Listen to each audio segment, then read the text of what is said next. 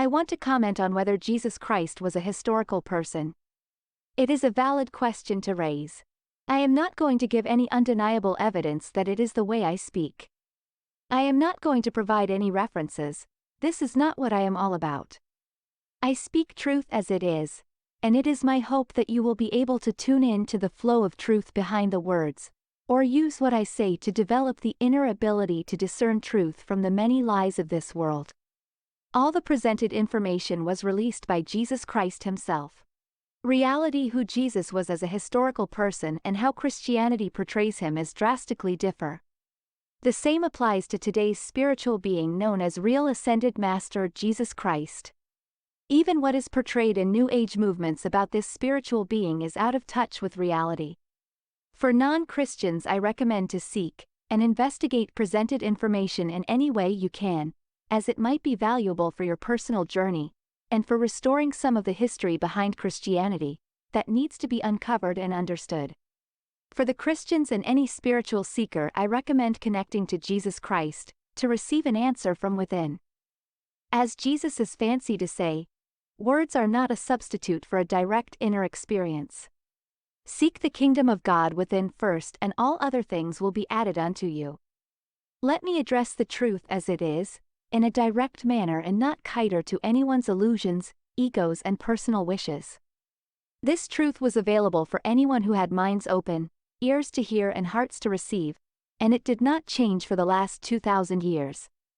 Just like Jesus Christ was always here for anyone to ask, and still is available, and that there is no magical barrier between you and him, only your ignorance, denial, and free will stand in your way. Imagine being a young Christian child. You've been taught all these things about Jesus Christ, the only Son of God, or even God incarnate himself, who came to earth to save humanity from their sins. You've heard the stories of his birth, his miracles, his death, and his resurrection. You believe that he is the one true God, and that he will one day return to earth to judge the living and the dead. But what if you were to learn that many of the things you've been taught about Jesus are not actually true? What if you were to learn that he was not born on December 25th, that he was not born of a virgin, and that he was not visited by 3 kings at his birth? What if you were to learn that he was not God's only Son, and that he was not God incarnate? What if you were to learn that he was not physically resurrected, and that the graves did not open at his death? What if you were to learn that the sun was not literally darkened, that there was not a worldwide earthquake, and that corpses did not suddenly walk around in the streets? What if you were to learn that he was not the sacrificial lamb that paid the price with his blood for all of humankind's sins, past, present, and future? What if you were to learn that he does not sit in heaven next to the throne of an old man with a long white beard, and that he will not one day appear in the sky to fix all of humankind's problems or to bring an end to the world? Most Christians have a mental image of Jesus Christ that is historically inaccurate, but they identify him with that mental image, to the point of being unwilling to consider that there might be some discrepancies between reality and their mental view of reality.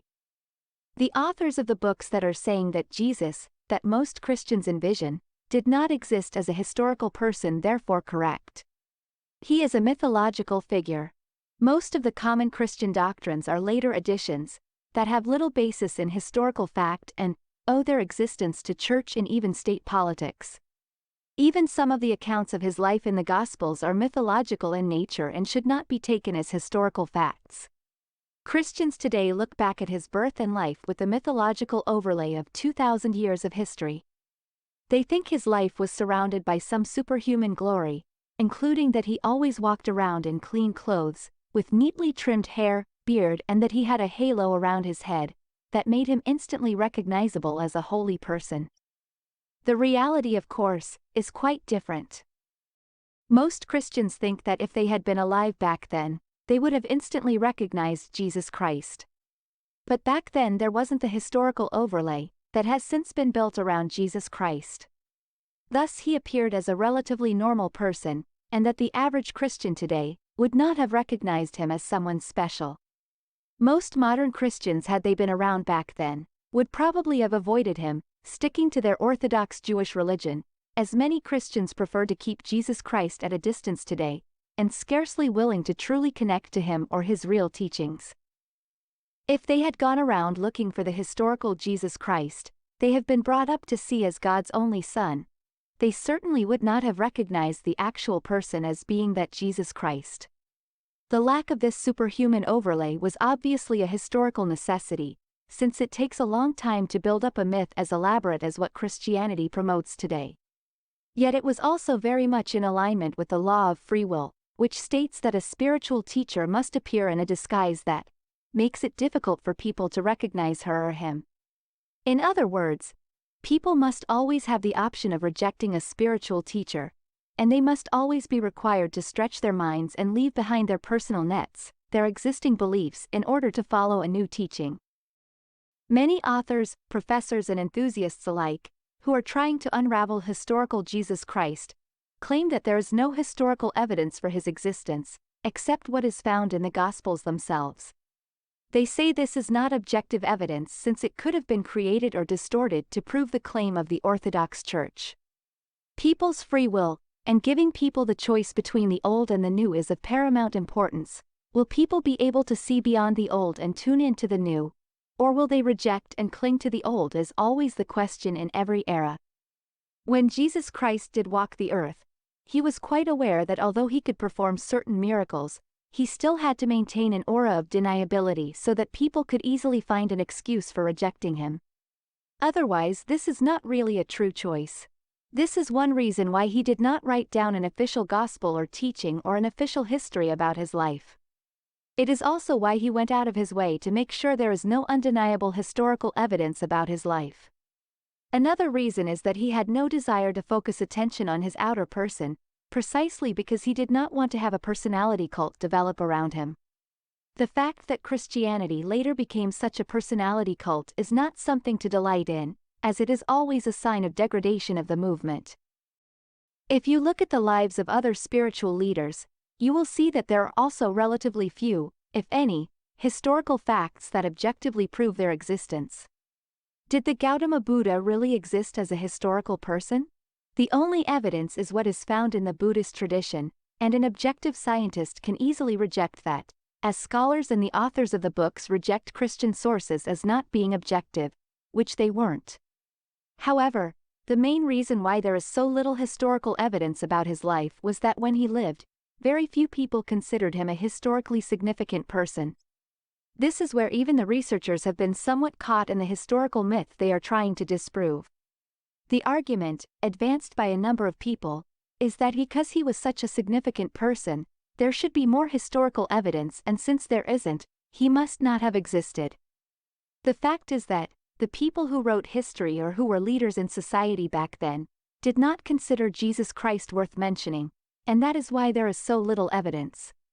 In retrospect, the invention of the wheel is one of the significant events of history, but no one recorded who invented it because at the time it wasn't considered that important. No one knew what really to do with it or how to apply it in daily life. There were many mystery religions at the time, and there were many charismatic preachers. The scene back then was much like the New Age movement today. Centuries from now, a few of the leaders of the New Age movement will be seen as the forerunners for a new spirituality, but today they are not considered that way by mainstream society.